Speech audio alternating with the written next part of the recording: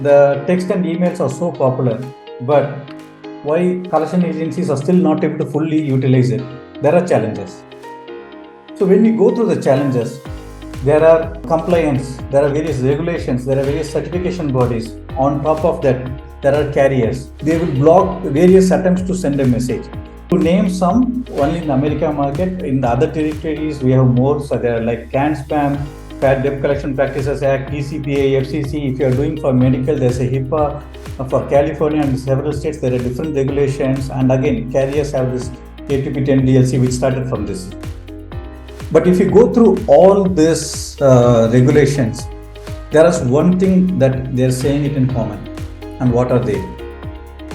If we adhere to this, there's a better chance we get an approval.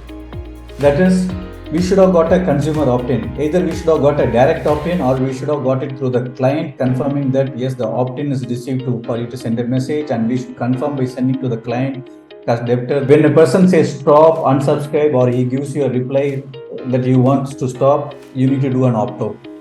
You should not message a person outside the messaging window. You should not message at a time which is not comfortable, like weekends and public holidays. You cannot message in too many. Like in a month, there's a country regulation. Country by country, it varies. You need to do maximum 8 messages. I think US it's 7 messages. It varies, and we need to adhere to it. And when we send a message, the message should clearly identify the debt collection agency, the number of the debt collection agency, the link through which they can verify the debts, the client details.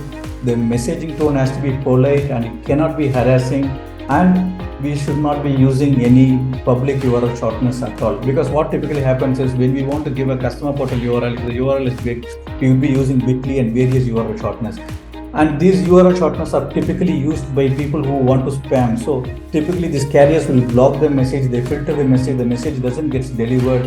So it's better if you want to have a shortened URL, it should be from your domain or a known or a very valid domain. Public domain URL shortness are not allowed.